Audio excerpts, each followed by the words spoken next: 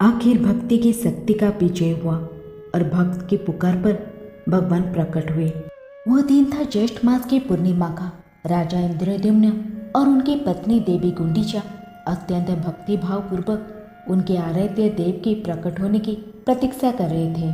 उनके राजमहल की कक्ष में दिव्य दारू ब्रह्म की लकड़ी से भगवान के सुंदर विग्रह का निर्माण हो रहा था, लेकिन उस कक्ष के द्वार बंद थे और शिल्पीकार की शर्त थी 21 दिन तक ये द्वार नहीं खुलने चाहिए।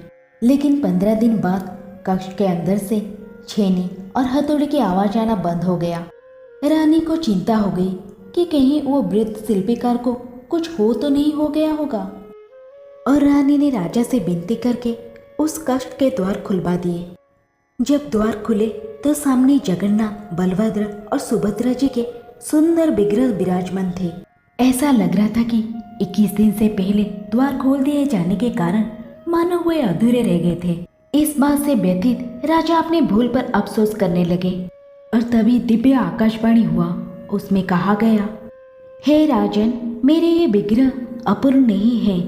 इन विग्रहों को अपने अपने व्यंग प्रदान करो और सुंदर वस्त्रों से आच्छादित करो।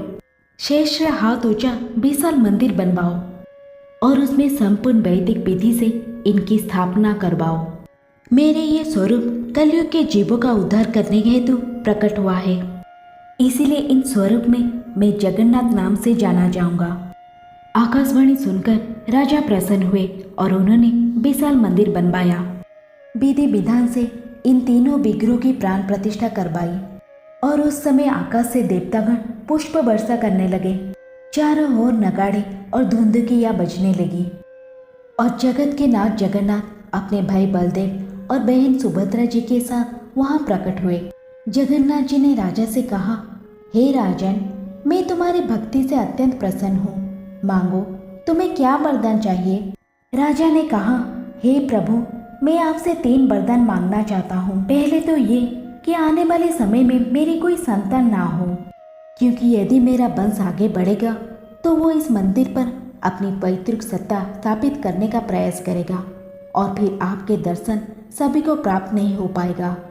लेकिन आप तो संपूर्ण जगत के नाथ हैं, इसीलिए आप सभी को समान रूप से दर्शन देकर पवित्र करिए।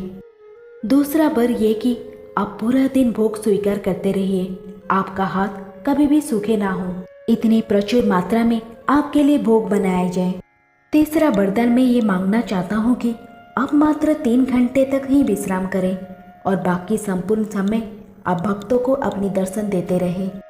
जगन्नाथ जी ने राजा की प्रार्थना स्वीकार की, लेकिन उन्होंने देखा कि देवी गुंडीचा के मन में कुछ बात है, इसीलिए उन्होंने रानी से पूछा, हे माता, आपके मन में क्या संशय है, बताइए।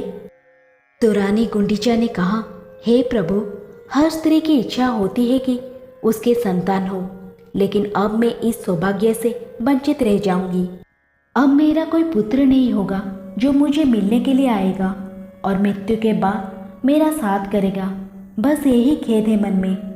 ये सुनकर जगन्नाथ जी ने कहा, आप चिंता ना करें माता, आज से मैं और बलदेव आपके पुत्र बनेंगे और एक संतान के सभी कर्तव्य का पालन करेंगे। वर्ष में एक बार हम तीनों भाई बहन आपके पास आपके घर आएंगे और प्रति वर्ष आपका श्राद्ध भी हम ही करेंगे और कुछ दिन वहीं पर बिताते हैं। अब देखिए, जिस दिन जगन्नाथ जी राजा के समक्ष प्रकट हुए थे वो दिन था ज्येष्ठ पूर्णिमा। बस इस वचन को पूरा करने के लिए भगवान जगन्नाथ प्रति वर्ष रथ यात्रा के समय गुंडीचा मंदिर में मौसी माँ से मिलने के लिए जाते हैं। और जगन्नाथ जी ने राजा को ये भी आदेश दिया था कि इस दिन उनका महाअभिषेक करवाया जाए। इसीलिए जगन्नाथ जी के जन्मदिन के उपलक्ष्य में प्रत्येक वर्ष स्नान यात्रा उत्सव मनाया जाता है। इस दिन सर्वतीर्थमय कुएं से 108 स्वर्ण के घड़े में जल भरकर लाया गया और जगन्नाथ जी, बलदेव जी, सुभद्रा मैया का महास्नान यानी स्नान यात्रा संपन्न करवाई गई। उस दिन जगन्नाथ जी को एक विशेष गजवेश भी पहनाया जाता है।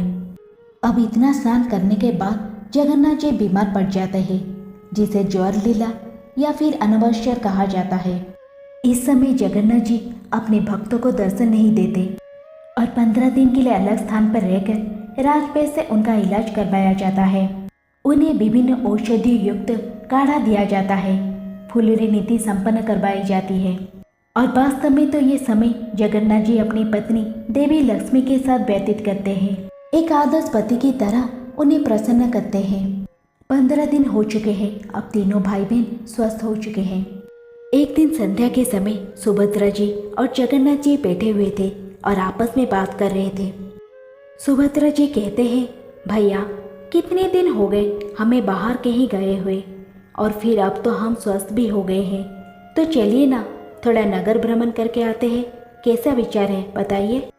तो जगन्नाथ जी कहते हैं, हाँ विचार तो अच्छा है, लेकिन पहले बड़े भैया से पूछना पड़ेगा ना। तो सुभद्रा जी कहते हैं, हाँ हाँ चलो चलो भैया से पूछते हैं, चलिए। और दोनों चले जाते हैं बलराम जी के पास। जगन्नाथ जी कहते हैं, भैया हम सोच रहे थे कि काफ़ी दिन हो गए हमें अपने भक्तों को दर्शन दिए हुए, तो क्यों ना हम कुछ दिनों के लिए नगर यात्रा पे चले। अब ये सुझाव तो बलराम जी को भी अच्छा लग गया। उन्होंने कहा, हाँ हाँ कान्हा क्यों नहीं, बिल्कुल जाना चाहिए। चलो तैयारी करो, कल ही हम नगर यात्रा पे चलते हैं। इस प्रकार सब तैयार हो गए। बस अब लक्ष्मी देवी का आज्ञा लेना बाकी था और जगन्नाथ जी पहुंच गए लक्ष्मी देवी के पास।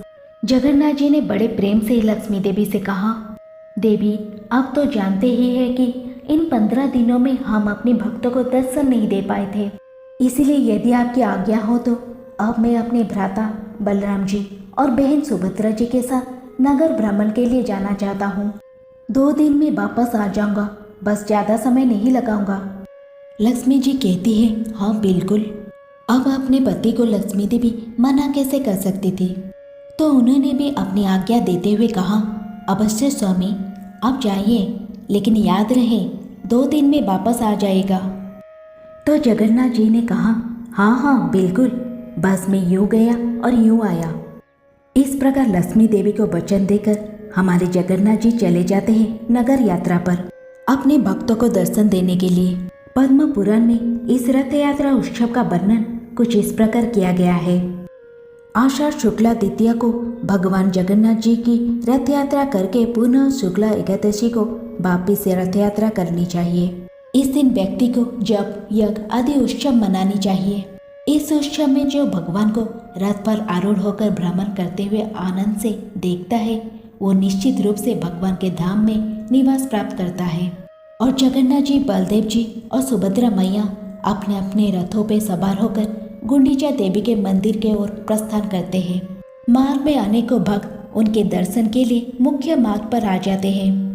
जो लोग जगन्नाथ जी के दर्शन करने के लिए मंदिर में नहीं जा सकते, उन्हें भी दर्शन देने के लिए भगवान स्वयं मंदिर से बाहर आते हैं।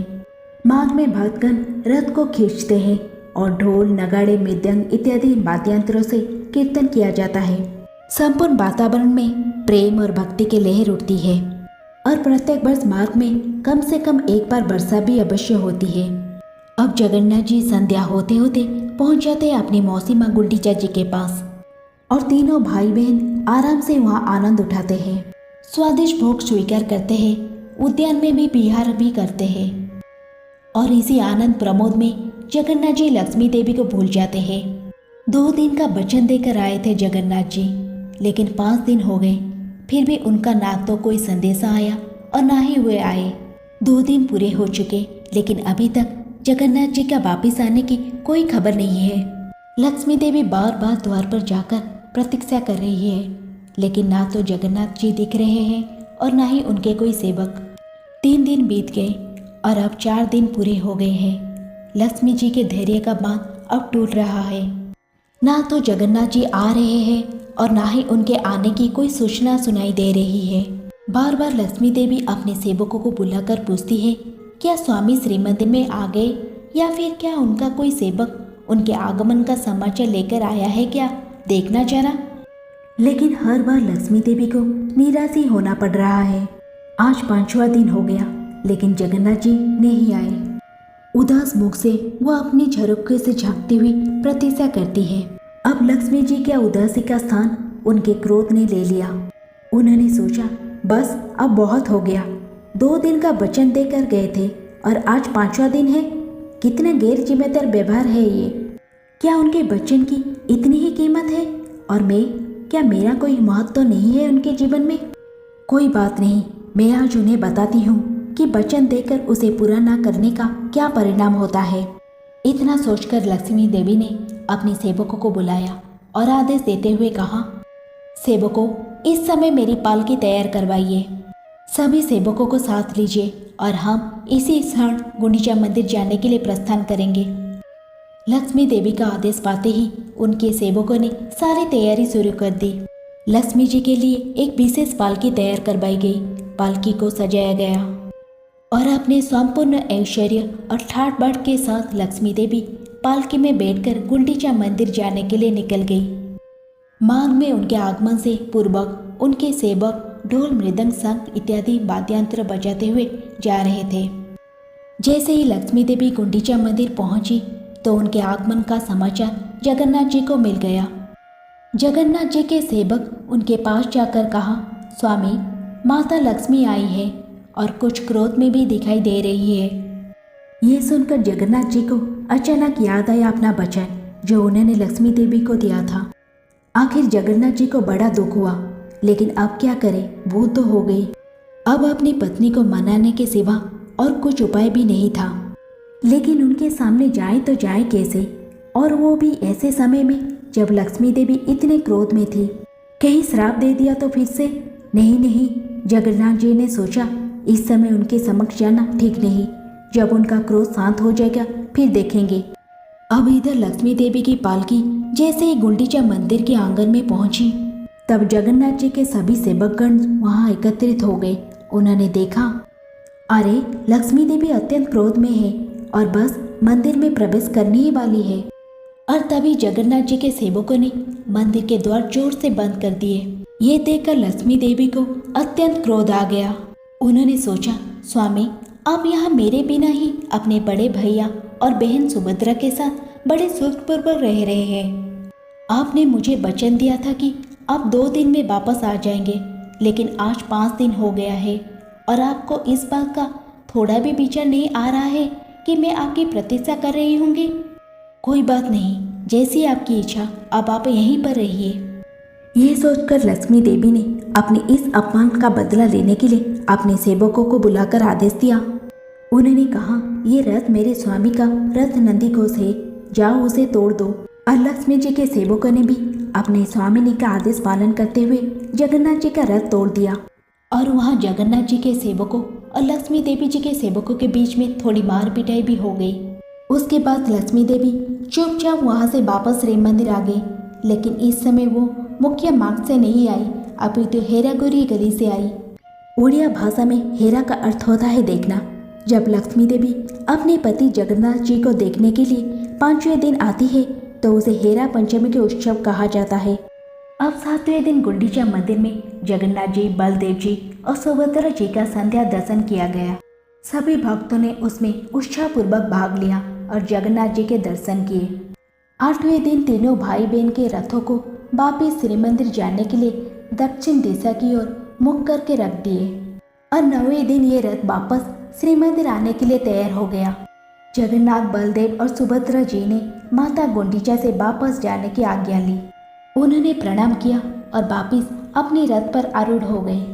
इस वापस जाने की यात्रा को बाहुड़ा यात्रा के नाम से जाना जाता है। इसमें इतनी धूमधाम नहीं होती। अब देखिए, बलदेव जी और सुभद्रा जी का रथ तो सीधा सिंह द्वार तक आ जाता है, लेकिन जगन्नाथ जी सिंह द्वार तक आने से पहले गजपति राजा के महल के द्वार पर कुछ देर खड़े रहते हैं और उसी समय लक्ष्मी जी के सेवक ये सूचना चाहकर लक्ष्मी देवी को देते हैं। ये सुनकर लक्ष्मी देवी मन ही मन प्रसन्न होते हैं। आखिर उनके स्वामी जो आ रहे हैं। वे श्री मंदिर से बाहर आकर जाने मंडप में आती है, फिर रसोई घर से होकर भेंट मंडप में प्रवेश करती है और इस प्रकार 10 दिन के बाद उन्हें अपने स्वामी के दर्शन होते हैं। इसे लक्ष्मी नारायण भेंट या फिर चाहनी मिलन भी कहते हैं। उस समय लक्ष्मी देवी जी को जगन्नाथ जी का विशेष हार प्रदान किया जाता है। लक्ष्मी देवी जगन्नाथ जी के रथ नंदी घोष की प्रदक्षिणा करती है और फिर श्री मंदिर में उनके आगमन की प्रतीक्षा करने के लिए वापस श्री मंदिर चली जाती है। कुछ समय बाद जगन्नाथ जी का रथ भी सिंह द्वार पर आ गया। अब फिर से तीनों भाई बहन श्री मंदिर में प्रवेश करने वाले हैं, लेकिन यहाँ रथ यात्रा संपन्न नहीं होती। क्या लक्ष्मी देवी इतनी सरलता से अपने पति को क्षमा कर देंगे? जी नहीं। बलदेव जी और सुभद्रा मैया को तो सीधा श्री मंदिर में प्रवेश मिल जाता है, लेकिन हमारे प्यारे जगन्नाथ जी बाहर ही फंस जाते हैं। जगन्नाथ जी हाथ जोड़कर लक्ष्मी जी से क्षमा प्रार्थना करते हैं। उनके सेवक भी क्षमा याचना करते हैं, लेकिन लक्ष्मी देवी जी नहीं मानती। आखिर थक हार कर जगन्नाथ जी लक्ष्मी देवी को प्रसन्न करने के लिए बड़े बड़े रसगुल्ले और फूलों की माला लेकर उनके पास आते हैं, उनसे क्षमा याचना करते हैं और तब जाकर लक्ष्मी देवी प्रसन्न होती है। आखिरकार पति पत्नी की इस मीठी नोकझोंक समाप्त हो जाता है और जगन्नाथ जी के लिए श्री मंदिर के द्वार खोल दिए जाते हैं।